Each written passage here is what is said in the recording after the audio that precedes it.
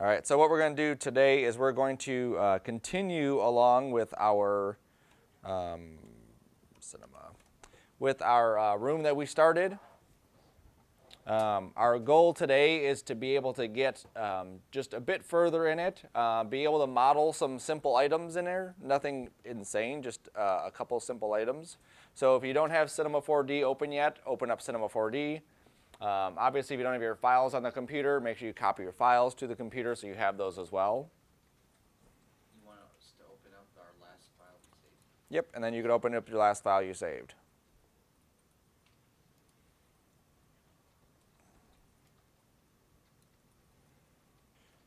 All right, so like I said before, the first couple assignments, we'll kind of walk through these things together where I'll say, in this field, fill this out. In this field, fill that out. As we get further into the class, it'll be more of, as I'm talking, I'll just say that, and then you'll just fill it out as we go, okay? So we won't take separate time just to fill these out in the future. It'll just be mixed into the lecture. All right, so project name, this is going to be Miniroom.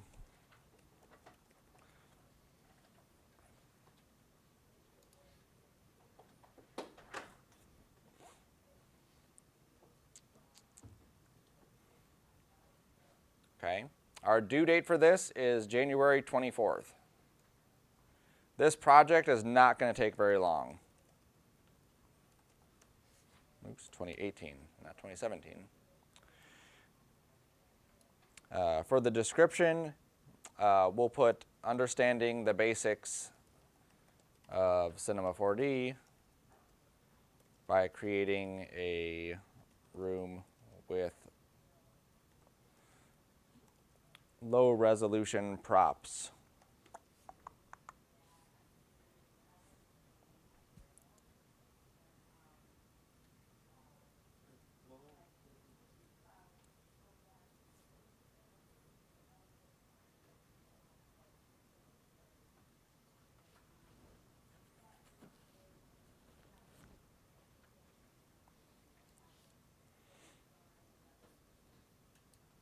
Okay, for our project learning objectives, simple 3D modeling.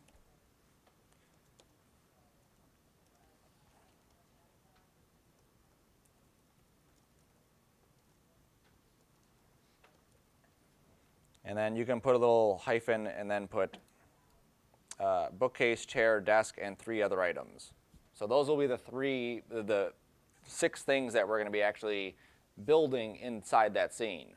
So I'm going to walk you through the bookcase, the chair, the desk, and some other stuff, and then I want you to explore and kind of play and just create some random items that you'll have inside the scene.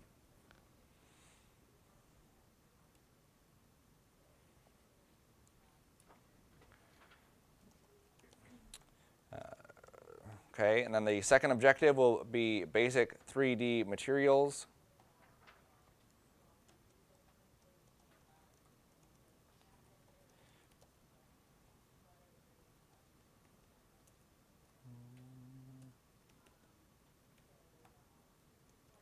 And then you can put a hyphen and then put some with textures, some with colors only. And what that means is the walls that we did, the ceiling and the floor, and the ceiling, walls, floor, yeah. Those were basically just colors. So we basically just added some color to it and then added a little bit of a texture. But then we'll also be able to create some where we bring in pictures of wood or pictures of metal or pictures of whatever and make it look more like that, okay? Third objective is basic 3D lighting. Nothing fancy there.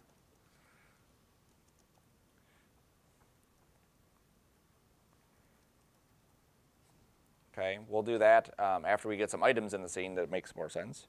And then obviously we want appropriate shadowing inside there. One thing we'll find is that the scenes themselves or the lights themselves are not real lights. They're 3D lights. So we have to tell them that we want shadows. We have to tell them we want reflections. We have to tell everything that we want everything. Basic 3D lighting with appropriate shadows. A smooth rendered camera animation. Spell camera right.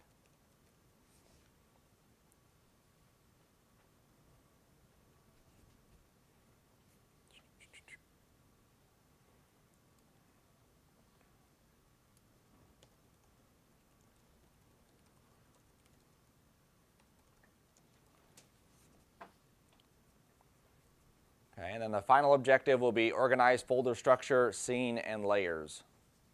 Meaning that everything outside Cinema is organized and everything inside Cinema is organized. Meaning that everything should have a name by the time we're done.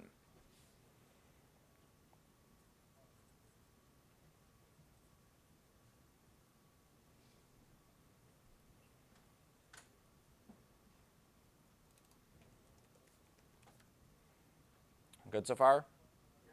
Okay. All right, moving down. All right, so turn-ins. There's going to be no planning turn-ins for this one. There's no planning. It's just we're just going at it, so don't worry about that. You will be turning in your project folder, so you can put an X next to the project folder. Where is project folder? Further down. Oh, there it is. Yep. And then I want everything. So for this one, we'll just do an everything for the project folder. And then for the actual turn-ins, we're turning in a movie.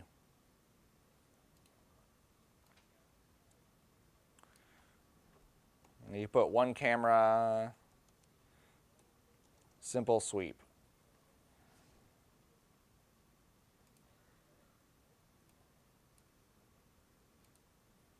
Okay, and what that means is that we're going to have our room that we're going to build, and we're going to have one camera that just kind of like moves through the room very softly, nothing crazy. One of the things that people love to do is go Michael, what's his name? The crazy director. Michael Bay. Michael Bay, thank you, Michael Moore. They like the old Michael Moore on it, very boring. Michael Bay on it, and they like to zoom into things, turn the camera, have explosions happen. No, this is a room we're just sweeping it across just to show off our stuff. Eventually, when you get more comfortable, then you can crazy it up. Our resolution will be 960 by 540 at 30 frames per second.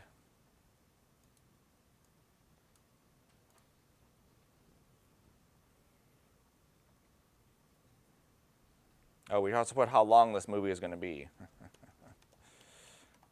5 seconds.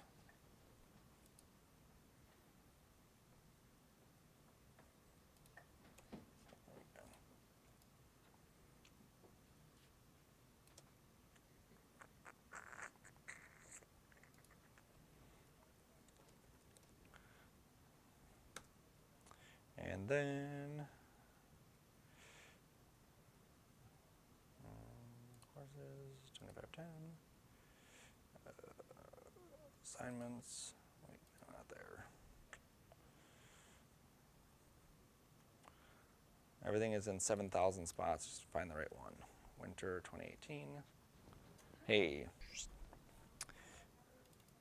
All right, so for the amount of points that this is, if I find my first day handout,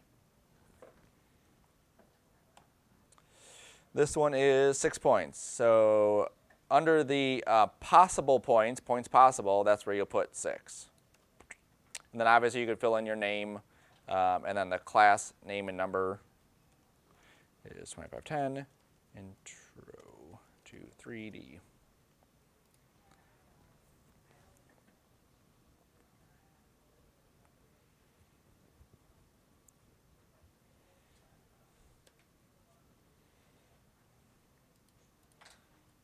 Cool. Everyone has it filled out? All right. So the way that it'll work is by the end of day next Wednesday, you should have your entire folder ready to go. You'll turn that into the server where I show you, and then you'll turn in this piece of paper also with it. And that way I know that you have turned in all your stuff. And you've also gone through and verified that you've met all of the learning objectives. And you are also turning in exactly what needs to be turned in. Okay? So keep that on hand, don't lose that, because then obviously you have to fill it out again, and that's just extra work. Sweet. Cool. All right, so this is where we're going to try to take this today. We're going to start modeling this simple item here, and then we'll move over to the desk, and then we'll move on to the chair, and then using the same concepts that I used to model these 3 things, I'll show you how to model some extra stuff. And then it'll be kind of playtime for the rest of class just to get through understanding how to model things. You'll find that the more you model stuff, the easier it's going to be. and the better your stuff will turn out. In the next level class, we are starting off in a different software, so we're starting off simple and then kind of ramping up quicker. But their stuff is much more realistic than, like this first project. Cool. All right, so I'm going to reopen my file where we left off. Miniroom. There it is. Yes, sir. Remember when we were talking about how there was one control scheme where you can move around freely with Yep. the mouse? For some reason it's not working for me. You're talking about doing this? Yes. Okay, remember you have to hold Alt and left drag with the mouse button. Oh, And then middle is that panning one, and then right is that zooming in and out. So those controls, again, you'll just have to keep playing with those over and over and over again. Keep your notes next to you, and anything that you're like, I need to remember this and this and this, then obviously write that down. All right, so what we want to do is our room is, for now, is set. Okay, we can always come back and adjust colors. We can always come back and adjust any of the other stuff. For now, we're just going to say that it's set. So what we want to do is we want to rename our room. So over here in the object details, if you just double click that, you can call this room. Okay, so just double click right on the word cube, and then you just type in the word room, and then there it is. Boom. Okay. We also want to put this on a layer so that we can lock it so that we don't accidentally move it or accidentally select it or whatever. So further down below that, it says mode edit user data. This is the attributes. So whatever we have selected down up here will show stuff in that area. Or if we're on a tool, it'll show tool options right there. So over to the right, it says layers. You click layers, and now we can see the layers. It's like a weird layout that they have, but whatever. So I'm going to make sure, one of the things throws me in Cinema is whatever mode I was in last, it remembers that. So the last time I was in Cinema, I was in the face selecting mode, so I can grab the individual walls or the ceiling. So Cinema will remember that, so I want to make sure that I go back. So remember over here on the left, there's a use model mode. You want to click that before you do the next step if you're not already clicked on that. Okay, so we want to be in model mode, and then we're going to go over to the layers and say new layer from object selection. And then you can double click it, and then you can call it room shell. Yes, sir? New layer object, where was that? Right under here, under this file, Okay. new layer from object selection. Okay. We will have 20 items in our scene, 30 items in our scene, 100 items in our scene. So whatever makes it easier for you to name things, name it that. But just be aware that if my names are different and I'm say click on this, you just have to know what yours is called. Perfectly acceptable, okay? So now we've created a layer called room shell. We've attached our object to the room shell. But now we need to know, how do we even know that that connection exists? How do we know that those two items are there? If we're in Photoshop or Illustrator or InDesign, anytime we create an object, it has to be automatically put on a layer. In 3D, it doesn't. In 3D, it can just be wherever, okay? So if you look at the little swatch here next to room shell, do you see how it's like this browny, rusty color? And then if you look way up here next to my room, you'll see that there's also a browny, rusty color. That's how it's connected. That is the only way you will ever see that it is connected. If it's not on a layer, if I just make a random cube, you'll see that it has a little slash there, okay? Now what's neat about this is if I want to add more items to that layer, all I have to do is take this and go right up. So I just click and drag, and it automatically paints that layer onto the other one, so now they're both on that same layer. Very handy. Now what the sucky thing is, if you have a group, so I have one item grouped, or I have 50 items grouped together, I can't just grab the group and drop it on there. It doesn't work. I have to grab all the items and drop all the items into that layer. It is what it is. All right, so now what can we do with a layer now that we have it?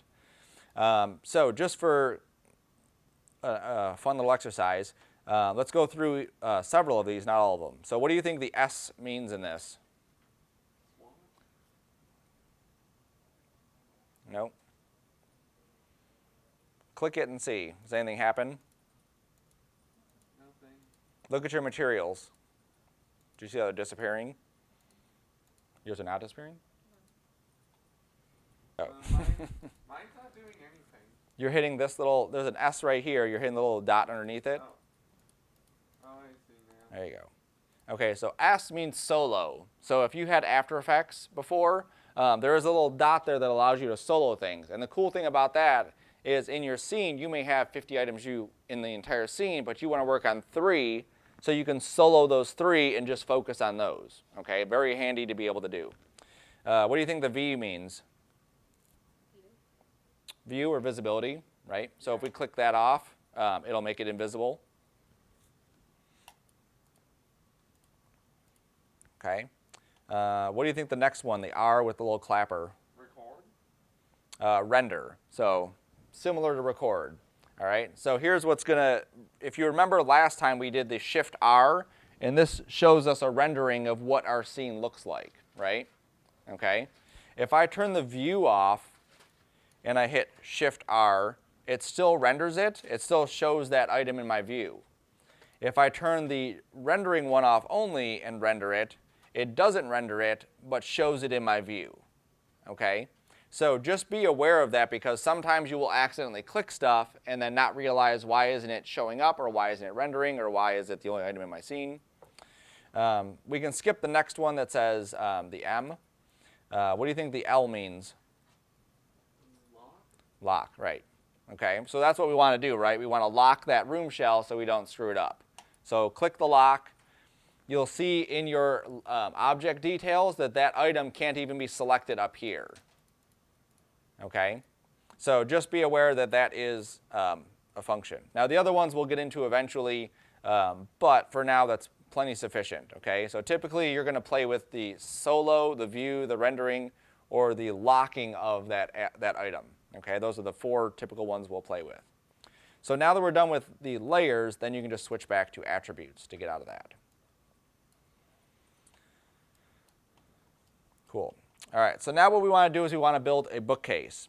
So anytime you build anything inside of any 3D software, what we want to do is we always want to look for reference. Let me fix my colors here. At some point I thought it would be a good idea to make my workspace area white, and it's actually very difficult to see. How did I do that? Custom black default artboards. Nope, I forgot how I did it. I'll have to figure that out later. Whatever. It's always good to get reference anyway. So if we're building a bookcase, we want to see what a bookcase looks like, because it's very easy to assume something. Then when we start building it, we get halfway through and realize this isn't working out. Why isn't it working out? Oh, I have no idea what I'm doing with building a bookcase. Okay? Yes, sir? That's just kind of like me with drawing for my assignments. I usually have a picture up on the computer. Yeah, anything. I mean, even when you're drawing, you want to have some sort of reference, because it definitely does help. Okay? And obviously with a bookcase, you can go crazy detailed or you can go crazy simple. Obviously for the first one, we're going to go crazy simple. Some stuff that we want to keep in mind is just basically like the overall shape of things. So something like this that has this like curviness to it at the bottom, we definitely could do something like that. Even with these things on top, even with these pieces here, we definitely could do stuff like that. But we're going to keep it simple and just do something like this to start off. Okay? You can build up to something more complex. All right. So with this specific item, what we want to pay attention to are where are the divisions, okay? So everything that we build, like our room, in order for us to delete that face, we had to have a face there to delete. If we had 1,000,000 faces, it would take us a long time to click every 1,000,000 faces and delete all those 1,000,000 faces, okay? So everything we build, imagine that you have to have a block, and it has to have the divisions there that allow you to move things around.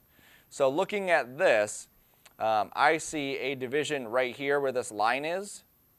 I see a division right there where that line is, and then I see that one. Okay, so going across, I think we're going to have probably 2 divisions going across this way. So just so you can see this inside of Photoshop, if I go like with a bigger brush, there we go. The background's locked. Yeah, that shouldn't matter. I don't think I'm, oh, I was zoomed way out. That's why I was drawing. So my, yeah, like I said, my work area like is white too. So my document is only there. I must have been drunk, I think. I don't get drunk. All right, so there's one division. So that's the side of our bookcase. There is the next side, and then way over here is going to be another one, and then way over here will be another one, okay? Imagine they're equally spaced. Good enough, okay? So that's what that is going to look like. Now looking at it going this way, if we look at these lines, we have one here, so that's 1, 2, 3, 4, 5, 6, 7, 8, 9, and then that, and one we don't count, okay? So we have the very top one, which is right there, and then we have 9. So we go there, and then we go down further. So every time I want a shelf, I need to have these 2 lines. And so, oops, the good thing about doing this is this takes pretty much no time at all. I mean, even on a piece of paper, just to kind of sketch out what you want is going to be much simpler than trying to model it and remodel it and remodel it until you get it correct. Okay, so I could stop actually there if I did 1, 2, 3 shelves, obviously the bottom one too. Pull that down a little bit, pull that down a little bit. Something like that. All right. So let's say that that is what we want our bookshelf to look like. We've modified it from this one, 1, 2, 3, 4, 1, 2, 3, 4. Okay, these ones are a little bit bigger here and here. It doesn't matter, we can always adjust it. All right, so that's what we need to have. So what I need to do is in Cinema, yeah, still recording. In Cinema, I need to create a cube that looks just like that shape, okay? So I'm going to create a cube in Cinema. And the first thing I do is I worry about proportions. So create a cube and then get the proportions of it. You can see how big your room is. Visually, you kind of have an idea of how big bookcases are in rooms. Yes, sir. This part just helps us understand where divisions are going to be. If I start off with a plain cube, what's the front, what's the side, what's the top, what's the bottom, this helps me get there, okay? So I know that this way, I'm going to shrink that just a little bit. There we go. This side here, okay, this wider side there, that's going to be the front, and then this narrow side, that's going to be the side of it, okay? So there's a bunch of different ways we could add divisions to this. We're going to go with the most straightforward way now, which is using the object details down here, okay? So we don't need to know which one X, Y, or Z is. I know which ones they are for now, but don't worry about it. Just click on the X one, the arrow that goes up, and you'll see that it'll probably add divisions. Might be in a different direction than mine, but it adds them on mine at least on the short side. The short side should have pretty much no divisions at all, okay, or 1 division. So my short side is going to have 1 division. Oops. My wide side like this will have 2 divisions.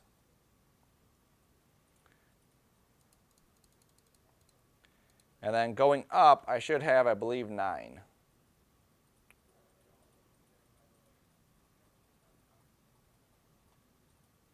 Yep. Okay, so your cube, your bookcase should look like that. So this is one of those things you want to change every time you come in. Under display, make sure it's set to Gorad shading lines. If it's on this, you can't see the lines. If it's on that, then you can see the lines. All right, you stay up there. Okay, so that is sufficient for where we're at. Now, if you needed to, you can kind of visualize where we're going to be, where these things line up. So if I brought this here, this line right here is going to be that line. These 2 lines will be these 2 lines. These 2 lines will be the next 2, these 2 will be the next 2, and so on, okay? If I mess up and I've added too many lines or I don't have enough lines, I could always come back and add more later, okay? So this is our blocking in stage. So these tools on the far right are great because it allows us very quickly just to say I want this many here, this many there, and it evenly puts them in there, okay? So now what we want to do is we want to tweak where their positions are. So if I wanted to adjust these lines or these edges and move them around, do you remember what button I have to hit to do that?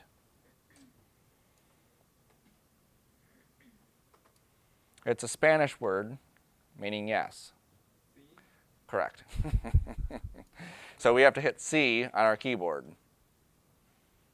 Okay? And what C does is allows us to then edit the edges or the faces or the points of that shape. Until then, we cannot do that.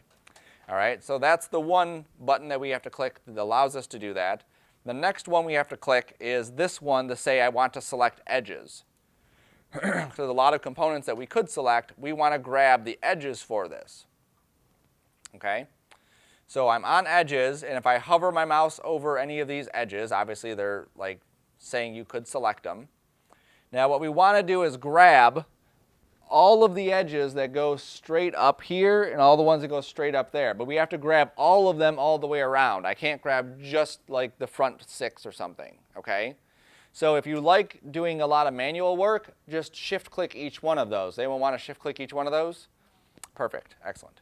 So a quick way to do that, just double-click one of the edges going in that direction. So just double-click it very quickly, and it'll loop select, okay? So just double-click that edge, and it'll loop it all the way around. And then if you hold down Shift and you double-click the next one, it'll loop select that one too. Okay? So anytime you see an edge, loop select it. All right, so we selected those. Now, just for fun, this is how horrible it is when you manually select each one of these, is that you have to go around and do that. And that's like ridiculous, and you have to go all the way around up here, and I'd have to go underneath too and try to grab those. It's horrible. So definitely an awesome way to do that. Now, the reason that this works is that because Cinema knows where that next edge is because they're touching, and it knows the direction of them, okay? So like when I clicked here and double click, it knows not to go left or right because of the direction that all of these are flowing. This surface is quadratic, meaning that every single one of the faces is only 4 sides. If we got into a face that was a triangle or that was more than 4 sides, it would freak out and not know what to do, and it would just stop, okay? So just be aware of it. Anytime you do double click like this, on this surface we don't need to do it, but it's always good to kind of poke around and make sure that, yeah, it did grab the whole thing. All right, so what we want to do now is we want to bring these edges so that they are closer to the outside of that. So, So how can we move these edges closer to the outside?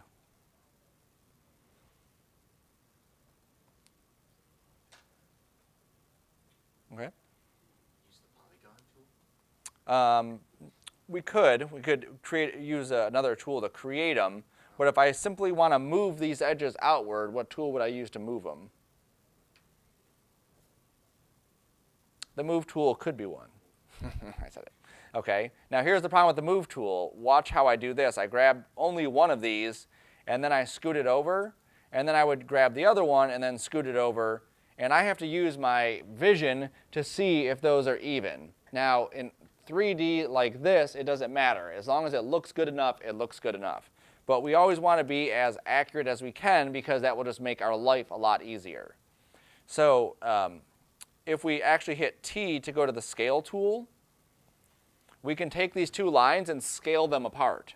And what that'll do is it'll just push them and evenly move them away from where they're at. Okay? Now we don't want to grab the green because it'll do that. We don't want to grab the red because it'll do that. That looks ugly. We want to grab which one? Blue, right? Process of elimination. So just grab the blue box and just scoot it over until you're just about there.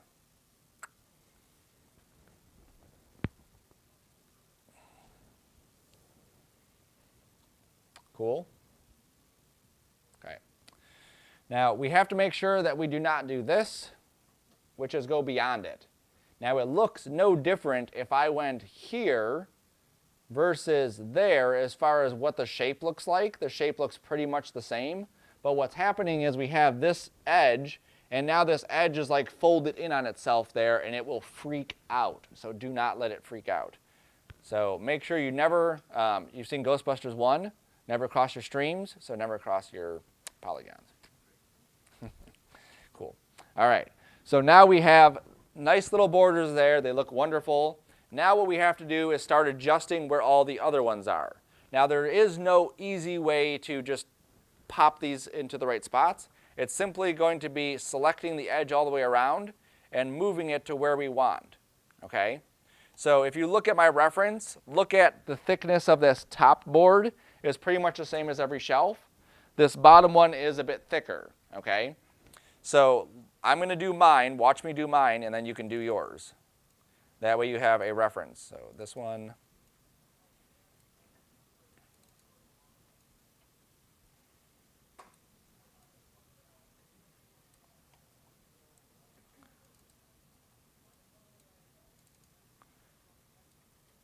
Oops.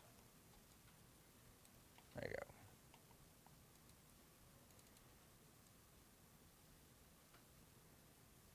And I'm missing a line, so that's fine. We'll add that in after. Okay, but look how I'm getting them at least evenly spaced or evenly enough spaced, and then I'm able to move them around into the right spot. Okay, so get yours to look similar to that. All right, so now what we want to do is I effed up and I forgot to put that extra line in there, so I want to manually do that.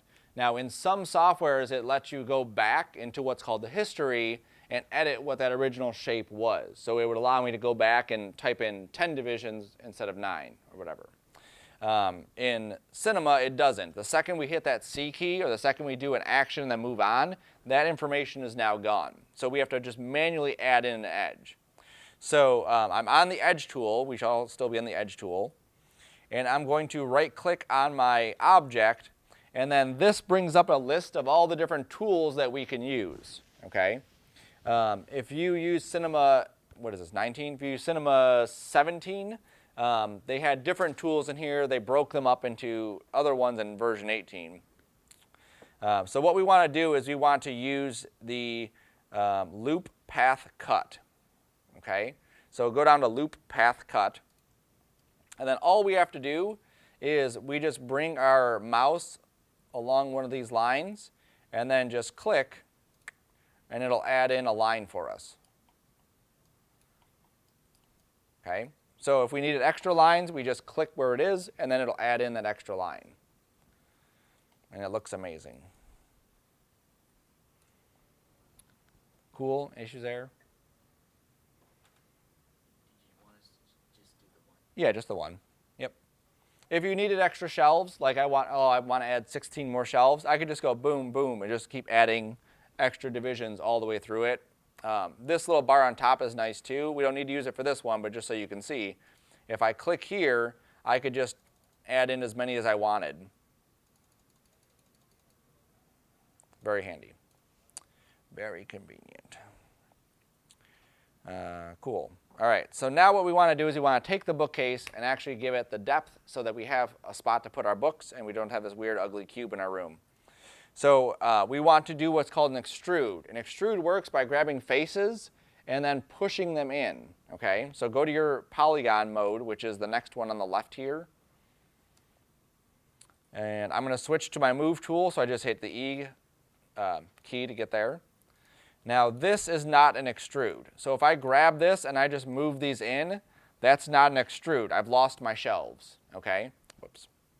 If I hit the D key, okay, you can right click and there is an extrude right there, but D is the hotkey for it, so just get used to using that. If I hit the D key, I don't touch my arrows, I just click and drag right on the faces after I've selected them. I can drag it all the way through. Okay, and that will give you my shelves. Now when you do drag it, don't drag it all the way. All right, so there's our bookcase. I'm going to go to the very bottom one. Now because the shelves for the bookcase, like these areas here, are all at basically like the same depth, I grabbed all those at the same time. It makes my job a lot easier just to push them all in at the same depth.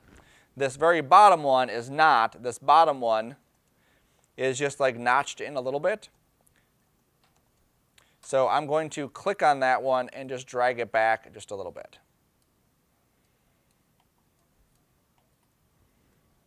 Okay, you may have to click on it to select it and then click and drag to actually like push it in a little bit.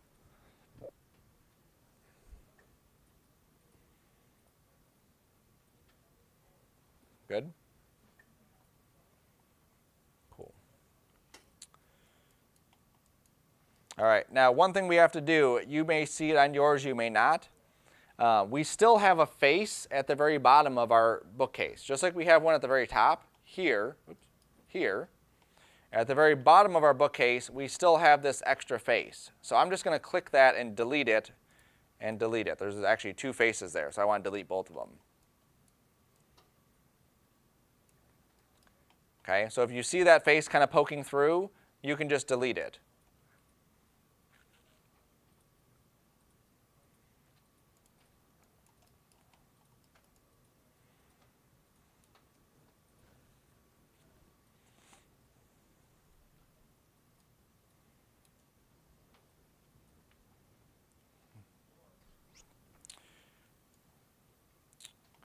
All right, so that could be done. All right, so back in the, a long time ago,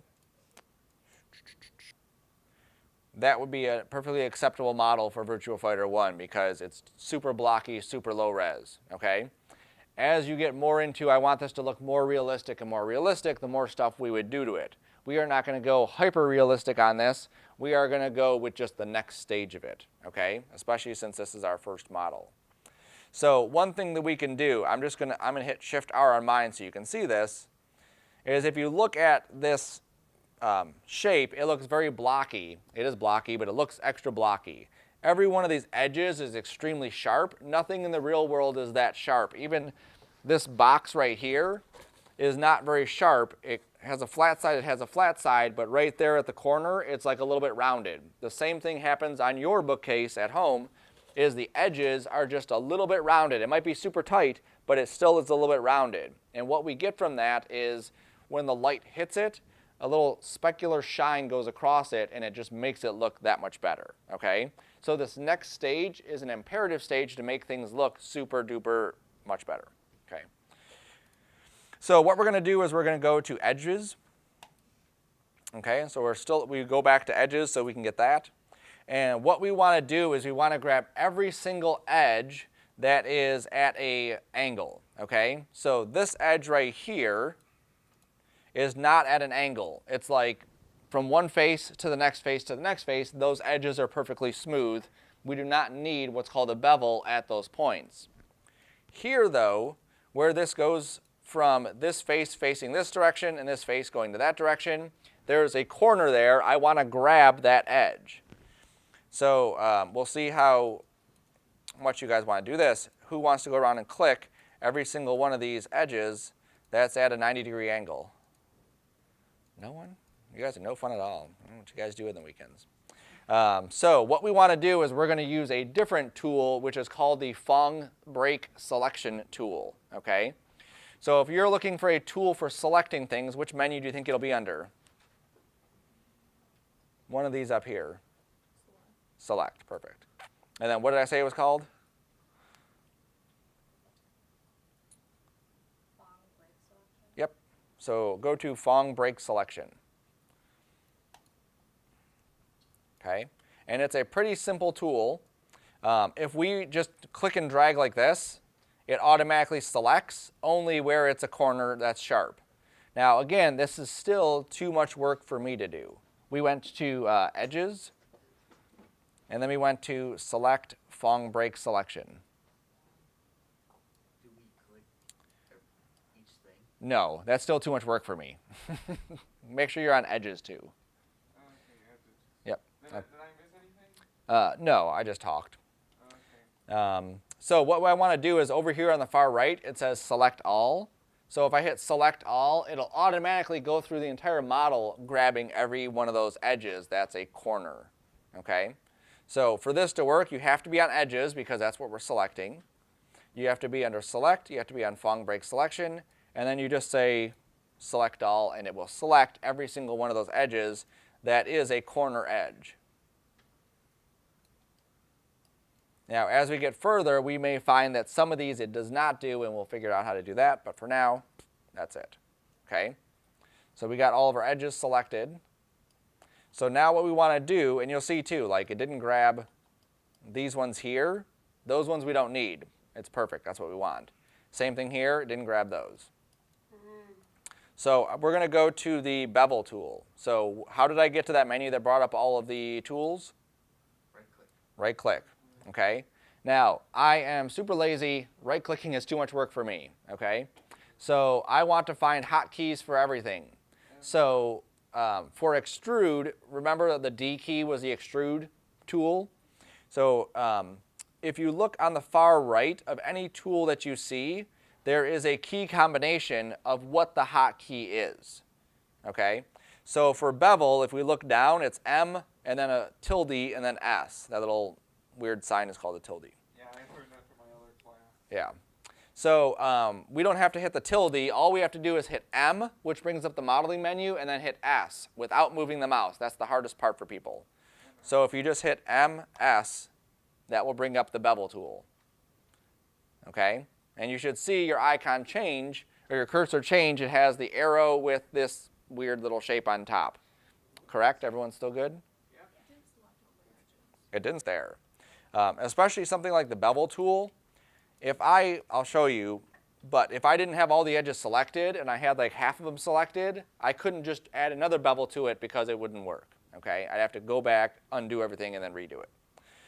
Okay, so when we did the extrude face, we didn't grab on the arrow itself. We grabbed right on the face, and we did that, right? That's what the extrude work made the extrude work. Same thing here. We're going to grab right on the edge and click and drag to the right. Not this far. That's way too far.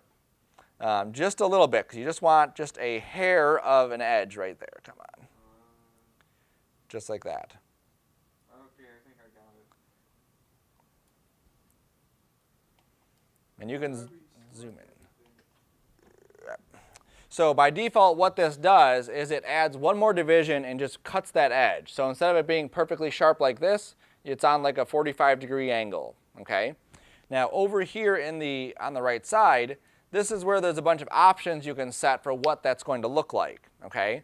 Now if I deselect, those options go away and I can't change them, all right? So you want to basically put your bevel on and then tweak settings. So one of the settings I want to put on here is I want to add just one more subdivision. So that's all I have to do. I go to subdivisions, I click the up arrow, and then it goes to 1, and then that's all I wanted to do is just that. Okay? Cool. So now you can go back to your model mode, and then just click off your object. You may have to switch to the move tool to do that. I thought that was just mine. All right, let's see what happened here. I don't think so. So I'm going to hit undo. And then when I put my bevel on, I'm going to watch down here. So I go back to my bevel. And nope, it got tore up. Oh, I know why. Okay, let's hit undo before your bevel was on there. So go back to before the bevel was on.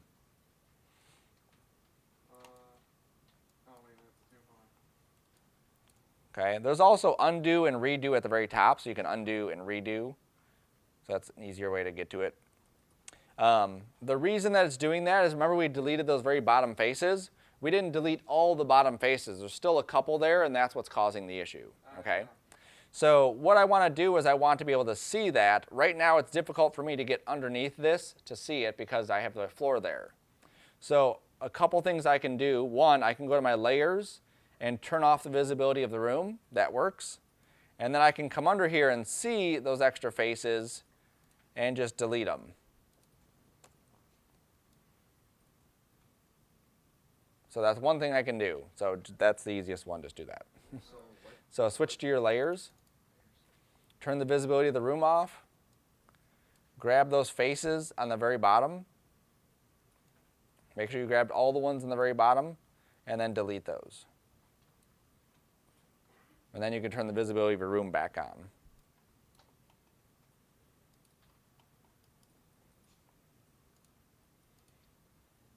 Did I do it right? Well, if you've deleted them, then go back to your bevel, try adding it again.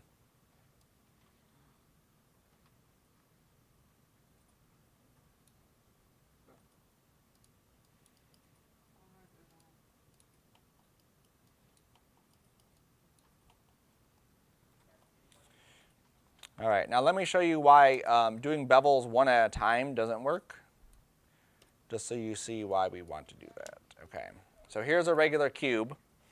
If I go to here, here, here, and here, and I add a bevel,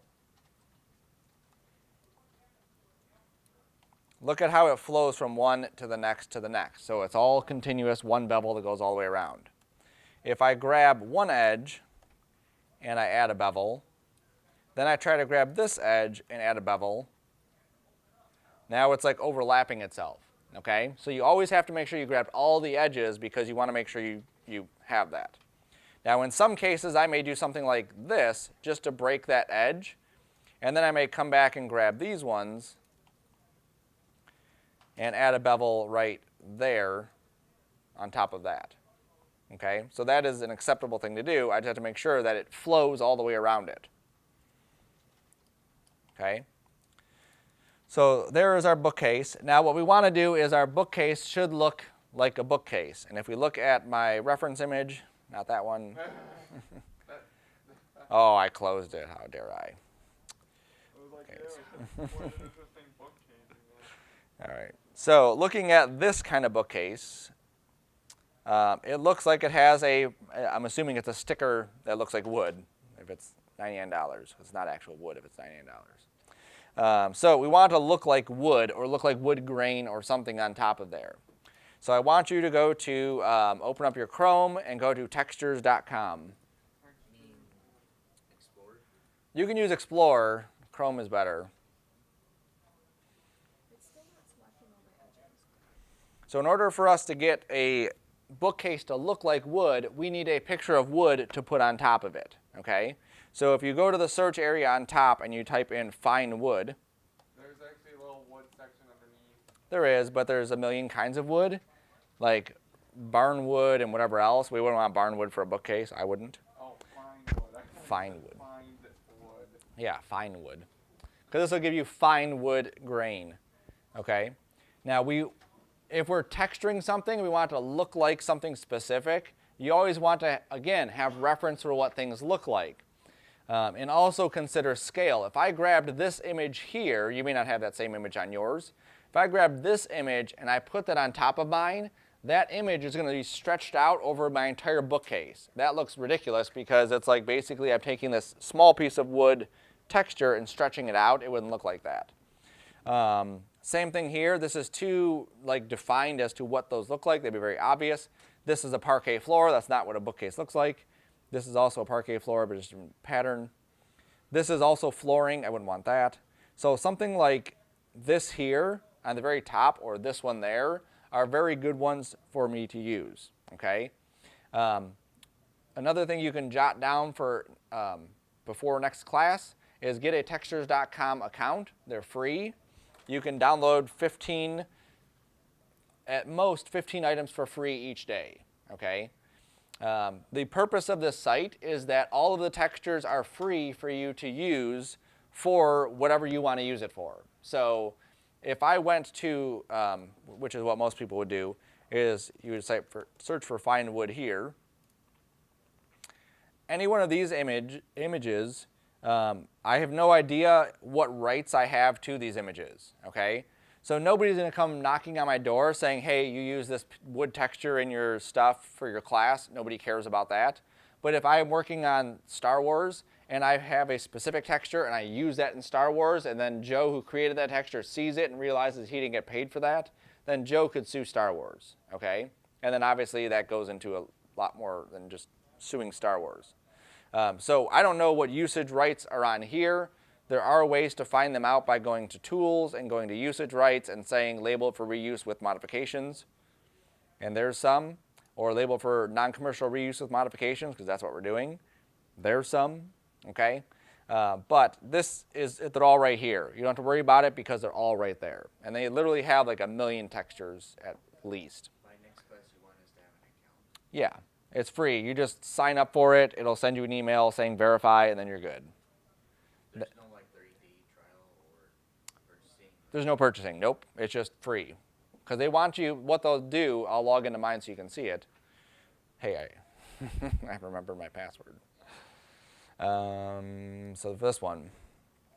So if I click on this one, you can see that the smallest image is 1 credit, and that's free. I can get that one. If I wanted to pay for the site, that's where they would get me these bigger ones. Okay.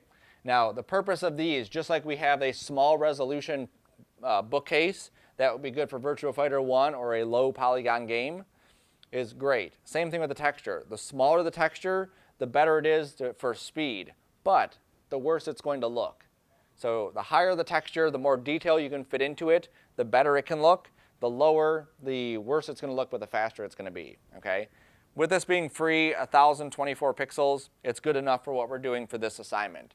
As we get further into the class, we'll see how to make our own textures and how to build our own stuff, or use these as base textures to build other stuff, or whatever. Okay. So for now, you can right-click on one of these and just save it if you just want to do that, just for this, until you create an account. Once you create an account, then you'll actually go through and you'll download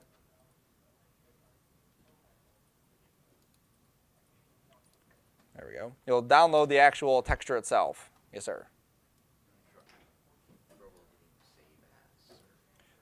If you go to save as, oops, sorry, that won't go to save as. Maybe we have to click on it first.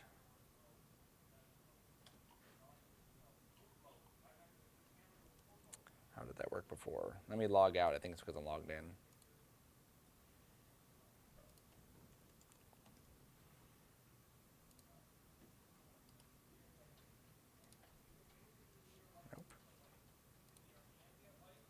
Nope. They've changed it. They blocked it. All right, for your first one, just use Google Images until you create an account. Okay. And find just a wood texture, a fine wood texture.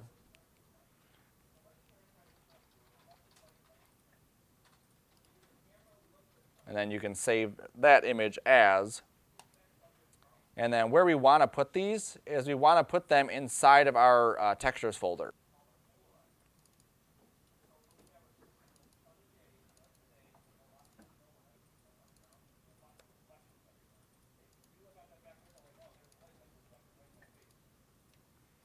Okay, and then once you get it, save it into your textures folder.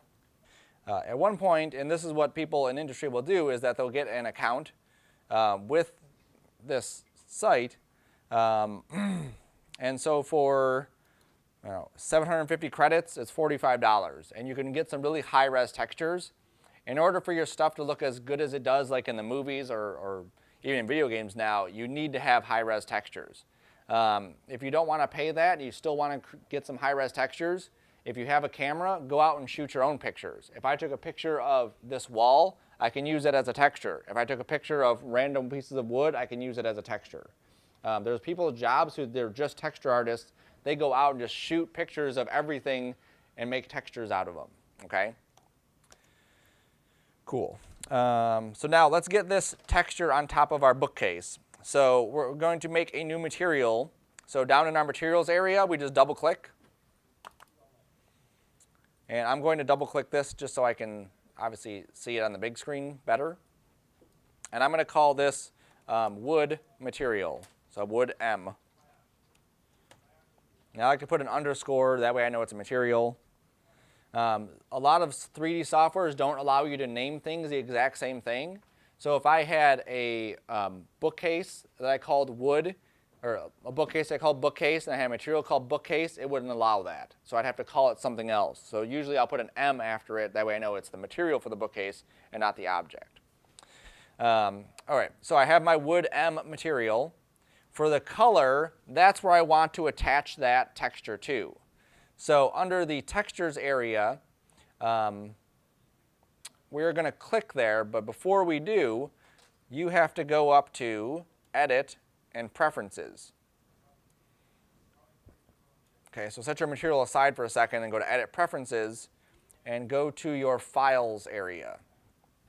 Remember, under your texture paths, that's one of the things we want to do every time we come in so that Cinema knows where our textures are at. So under Files, click the little dots and find your Miniroom.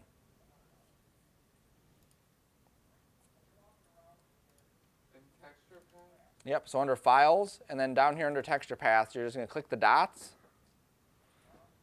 and then find your Miniroom folder, whichever one you're working off of. So if you're working off of your drive, use that one. If you're working off of the computer, then use that one.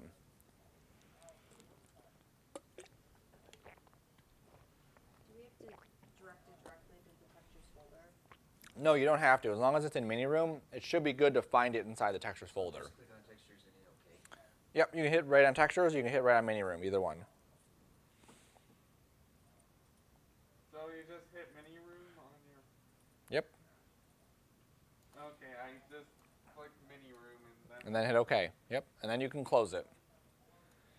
Okay, so what that's going to do is it's going to make a relative location to where our texture is. That way, if you come in next class and you put your stuff in a different spot, or you come into a different room, or you work at home, or whatever it is, you can always find out where your stuff is located. Okay, so every time you come in, edit Preferences, and make sure you set that Texture Paths folder. Okay, so now that we have that set, now we can go back to our material, and we just click on this big long bar, and that will open up our open file, and then we can go find that texture.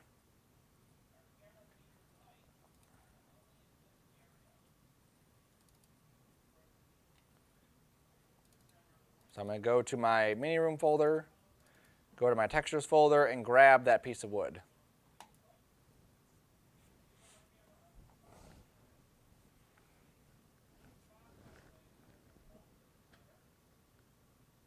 And then what we should see is that now we have the wood as the texture, as the color of that.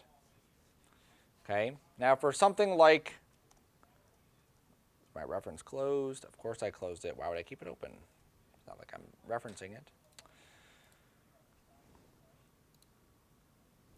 For something like a bookcase, again, looking at the reference for it, we know what the color is doing. We should also know what the reflections are doing. So these big white areas here, those are the reflections of whatever else was in that room when they took the picture, okay? So we want to look at that. I also want to look at the bumpiness of it. So remember we added that bump to the wall? How much bump do you think is on this thing? Not very much, right? It's pretty smooth. So we can ignore any kind of bump on this one. We do want to make sure that we adjust our specular or our reflection so that it is soft. If you look at mine, it's already soft. Yours is probably already soft too. So we actually don't need to play with that. We can just leave it as is. But something that we want to note. If it did come across that it was, I'll just do this to mine, you don't need to do it to yours. But let's say I set this to Ward and I took my reflection strength way up, maybe not that far up, something like this. Now what it's going to look like is I have something, there we go. I have something like this, which is more like a polished wood. So if I use Pledge on it, like a whole lot, and then slide across the floor, that's what that would look like, okay? So I'm just going to set this back to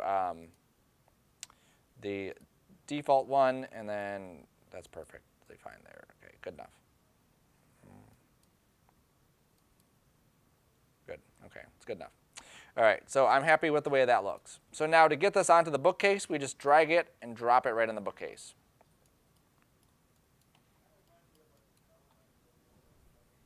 Okay, so just drag that material onto it. You can hit Shift-R if you want to see what it's going to look like when it renders. And does yours look like crap too? Yeah, okay. So in order for us to put anything onto a 3D object, we have a flat 2D image, our picture, and then we have a 3D object. The 3D software has to know how to put these two things together. So right now what it's doing is it's using what are called UVs.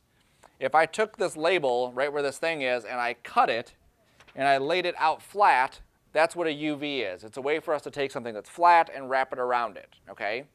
So a cube, by default, has different UVs than a cylinder would because they're different shapes. So what we're seeing here on the side is basically stretching. There's no UVs there. It's basically taking whatever those edge pixels are and stretching it out. So we're not going to get into UV layout on this one because that's a whole other topic. But what we are going to do is just what can we do to make this look at least a little bit more presentable. So remember over here where we have the objects, we have the little material tag right there. if you click on that little material tag, it'll bring up options down here for the material itself. So right now it's using what it's called UVW mapping. That's what Cinema calls it. In other programs it's called UV mapping. So we're going to change the projection type instead of UV mapping to cubic. And then if you were to render this again, you should get something that looks a little bit better. Now mine still looks like junk. I think I have a border on my image. Let me just open this up in Photoshop and see. Miniroom, textures. Yes, I do. All right, so this happens sometimes. If you look close to the edges of mine, there's a tiny border right here. And what's happening is that tiny border is like repeating itself all over the place. So I'm just going to double click this, scale this up a smidge just to get rid of that border. That's perfect. And then I'm going to save this exactly as what it was. Yes, replace it. Yes, do that. Okay, so now if I come back into my texture, I click back on the color, I click back on here, and I say reload, it will reload it, and then when I render, I don't get that ugly blue border or whatever that was, okay? So now that looks much better. It is definitely not the way that the wood would be laid out on here. Wood grain typically goes, the longest direction is typically the way the grain is going to flow. So the grain flowing left to right here doesn't make sense. I don't care because this is our first assignment. This is screwing around. I don't want to get too in depth with this right away. For now, we're just going to leave it, okay? Just know too, as I click on that, some simple things I can do is I can offset it. So if I needed to change how much it's offsetting, I can change that. I can change the length. So if I needed to change that, I could do that. I can change my tiles. So if I wanted less tiles or more, I could do that, okay? There's other stuff too. I can rotate it and whatever. For now, what it's doing is perfectly fine enough. Now, just for another point of conversation, if I want to change the color of this, how could I do that? What's one method? Double click material, change the color. Material panel. So if I go to this and I go to the color, this color, Like the slider.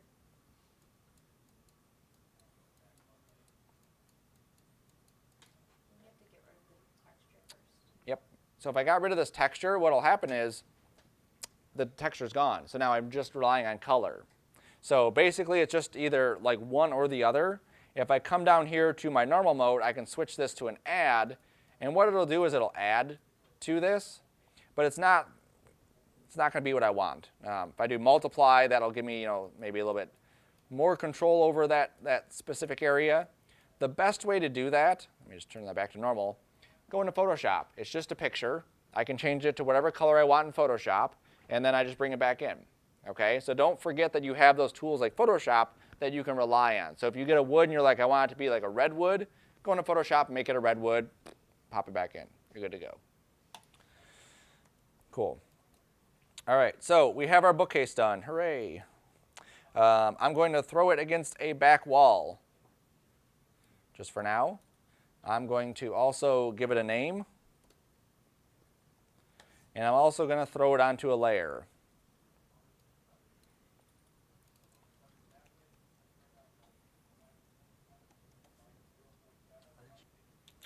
Make sure we grab the item, go to layers, and then do the new layer from object selection. Okay? And then because I'm also done with it, I'll also lock it. And this just makes your life a lot easier because when you start getting into having 50 items inside your scene or hundreds of items, you want to make sure you know exactly where things are at and what things are called. Cool. So that's a bookcase. It's took us an hour and a half to get through a bookcase, but the next one will go quicker, and then the next one will go quicker.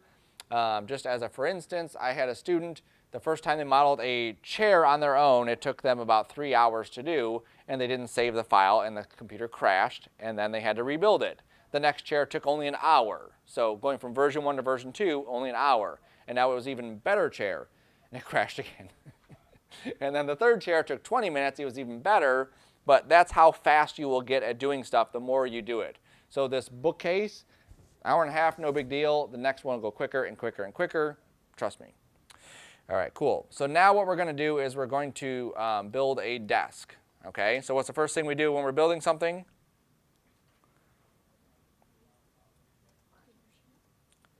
Reference, right?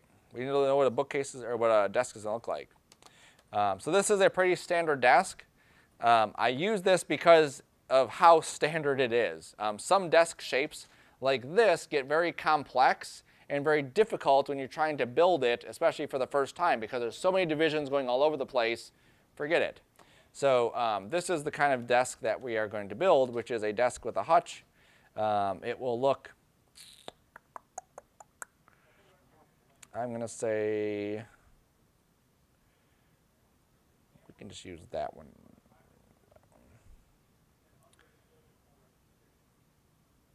We'll just say this one's going to be pretty close. It's not going to have the stuff on the bottom, but it'll have basically just like a square top, square bottom. It'll look similar to this, okay? So that's what we're going for. So just like before, we want to start off with a basic shape. Our basic shape is still going to be a cube in this case.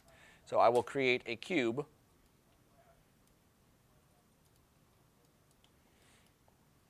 And what I'm going to do is I'm going to first lay out what the top of the shelf will look, top of the desk will look like. Not the hutch part that will be in the back, but just the work area, like how big that is going to be, because that's where I'm going to kind of draw everything from. Okay, so that's what your first shape should look like a laying down door, I guess. All right, now I'm going to jump into my Photoshop here. Okay, that was our bookcase, so let me just make a new layer.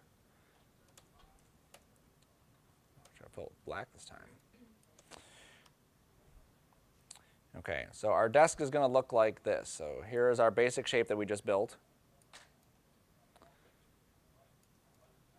Okay, that's what we just built.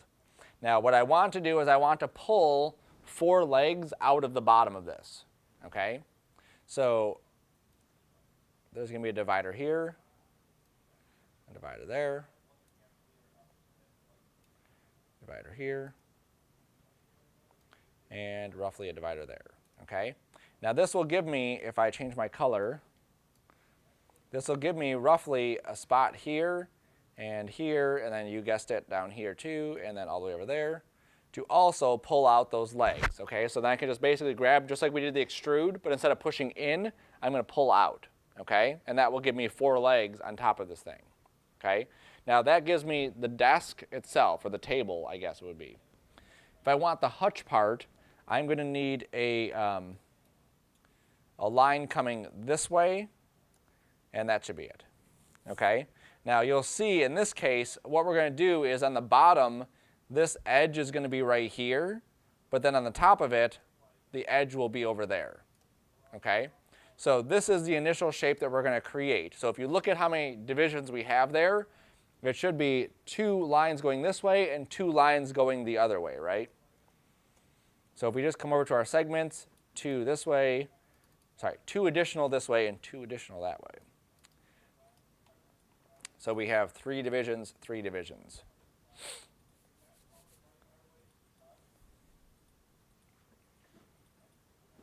Oh, sorry, I couldn't You're see good. from my angle. 313. Yep, 313. That used to be my area code.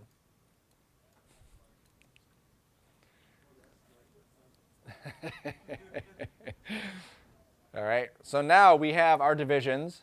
Now how do we move the edges? We have to hit a button that lets us move the edges. C. C. Then we go to edges. Now should we move the edges or should we scale the edges? Scale, right? So they're even. We can just double click them, scale them out. Scale them out. Make sure you grab just the one direction that you want them to scale in. And don't grab the middle, don't grab the top, just the one direction. All right, so again, kind of looking at different things, you could change any of that stuff, so good. All right, so now what we need to do is we're going to grab these faces underneath and we're going to extrude them down. So watch me do mine first and then you can do yours. So the first thing I do is I grab these faces. As you're a beginner, make sure you kind of zoom around a little bit. Not zoom, but spin around a little bit. It's very easy to accidentally grab more than what you wanted to select. So it's very easy for me to accidentally like marquee and select like this face at the same time, and then I'm extruding that one too, and that looks disgusting. All right, so let's delete that. Cool. So now I'm going to go to my extrude, which is D, and then I'm just going to pull it down. Wait, how'd you select the corner? We just make sure we're in face mode. Grab each one of these, so I just shift click each one. Don't be afraid to spin around. Don't be afraid to zoom in.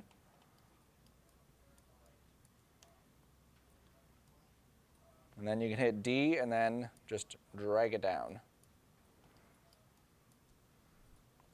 All right, so you may find that the extrude does not always work the way you think it should work. So like for something like this tabletop, I hit D, I click on it, and I'm dragging up. It's doing nothing, okay?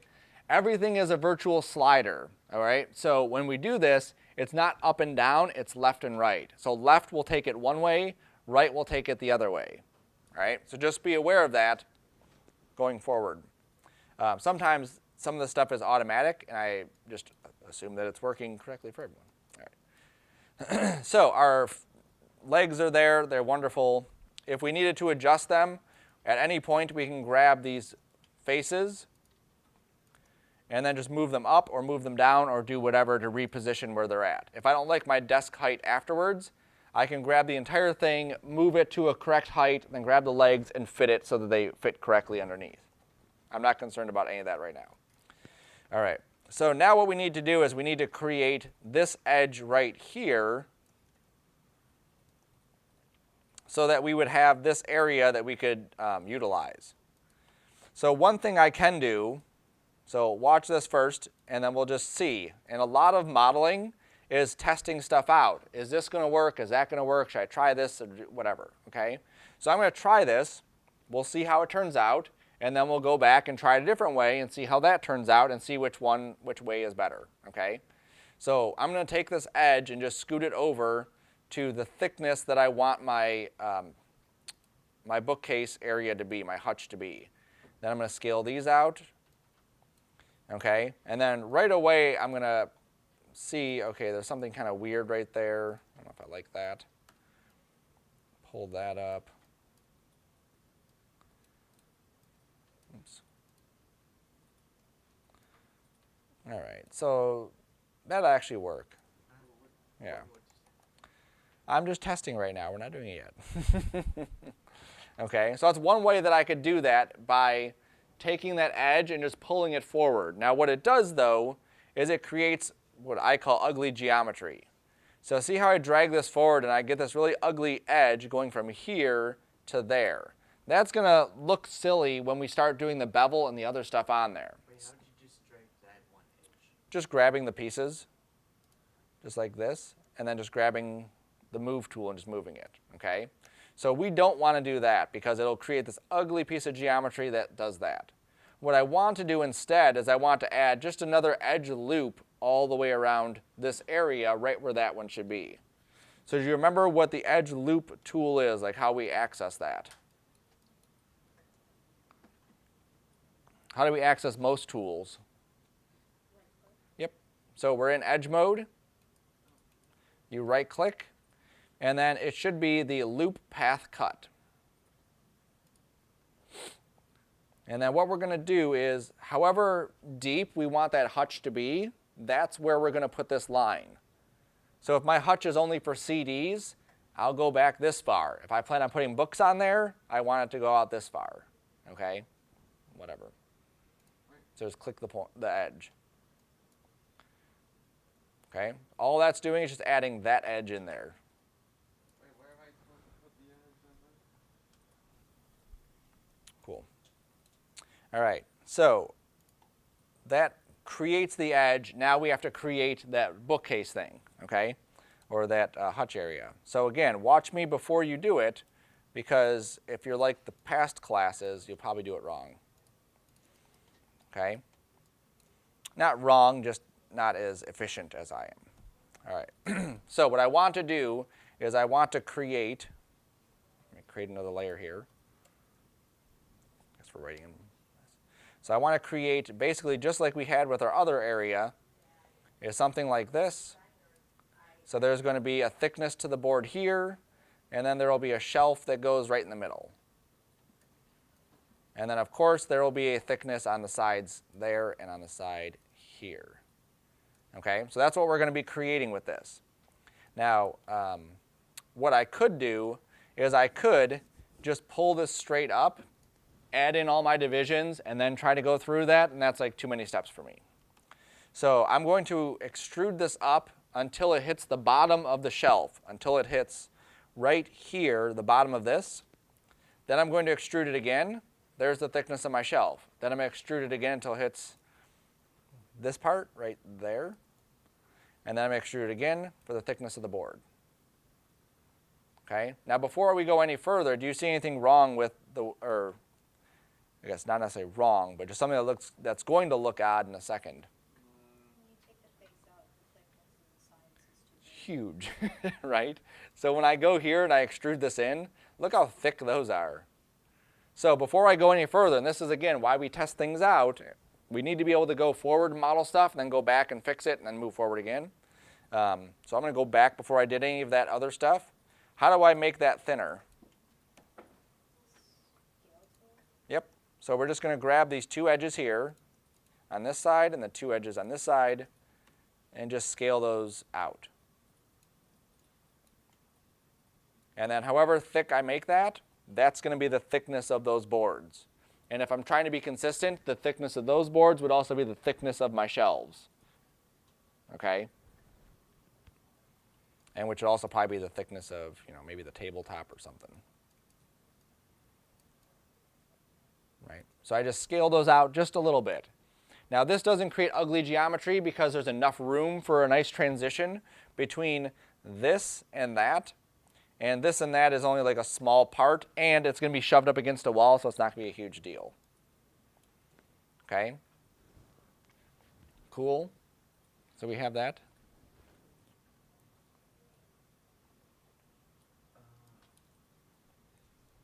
Yes, sir.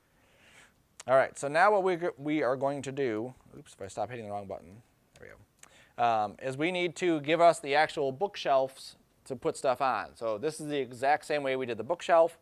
We just grab these faces, extrude, drag to the left, don't go all the way through, and right there. Extrudes, and that's D. Yep. And we're just pushing those two faces in. Remember, we're not grabbing the move tool. We're just clicking on the faces, dragging right on those faces and pushing them in. Make sure you don't grab the shelves. You just grab those two faces of where books and basically all your crap is going to be that people say you're organized, or you say you're organized, nobody else does. The extrude thing again? D? D, but make sure you don't have that middle face selected. Oh. Right? We don't want that selected. We just want this one and that one. Okay, and extrude back? Yep. There we go. Cool. All right. So now, this is the time where you would want to reproportion it, okay? So I'm going to show how to do it. I'm going to do my bevels and stuff, and then that's going to be the end of today's lecture, and then I'll walk around so you guys can continue working on this and then playing with the tools. The biggest thing is just getting used to it. So even if you finish the desk, you just make some cubes and random stuff and play with extruding, inserting edge loop, and then beveling. Those are like the three big things we did today. If you get used to those three things, everything that you model anytime, you're going to use those three things over and over and over again. In the advanced class, we use those three things over and over and over again, okay? So if you want to adjust anything, it's all about grabbing the right spots and moving those right spots. So just so you can see on mine, I'm perfect, so this is like exactly where you'd want the desk to be sized. I'm joking. But let's pretend that we wanted it this spot bigger or this spot smaller or whatever. So if we middle click in our scene, that takes us into our 4 views, so we can see the 4 views. You do not want to do any of this work inside of this perspective view because it's not accurate. It's very difficult to select things. So I'm going to use this, this view here, and I'm going to switch to my points. Okay, so I switched to my point there. Quick toggle is the enter key. So if you just hit enter, it'll let you switch between all 3 of those, which is extremely nice. I'm also going to switch this live selection to rectangular selection. Okay, so what I want to do basically is I want to marquee areas like clusters of points and then be able to move them up and down.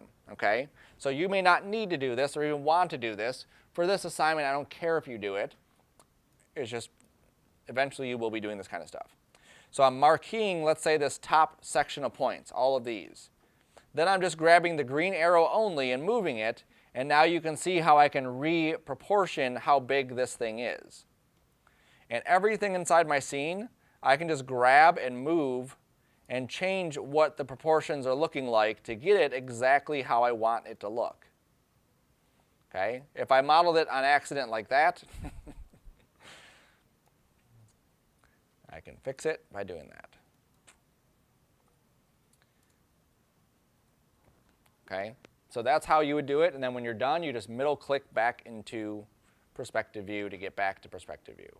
Okay, so that's a step for any object that we have, our room, the bookcase, the desk, the chair, any of the other items we model, same process over and over and over again, grabbing points, moving them around.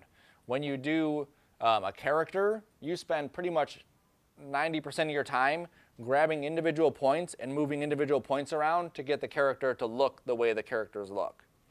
Okay, so the more comfortable you are with that, the more you can do with your scene.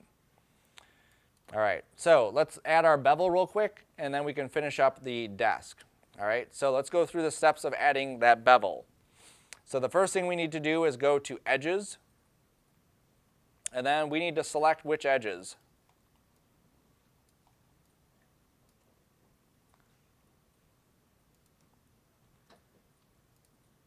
Did someone say corners? I think someone did mentally. I heard it.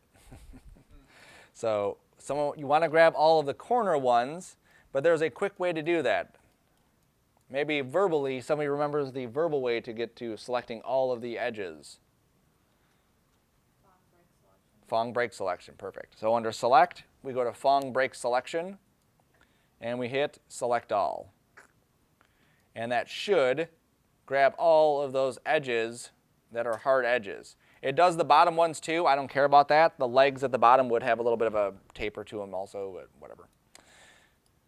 And then we go to our bevel, which is under M and then S. And then we just add a slight bevel to it.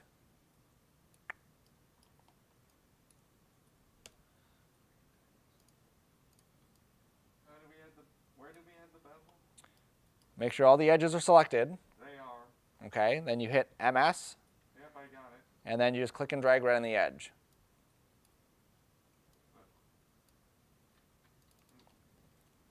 And I'm just going to add my material to this real quick. And then I will be around to help you guys out. This lecture I will put up on Canvas so that if you do get a chance over the weekend and you're still not sure about some of the stuff, watch some of these things again. Even if you just watch it, you don't have to do it. Even if you just watch it, it'll definitely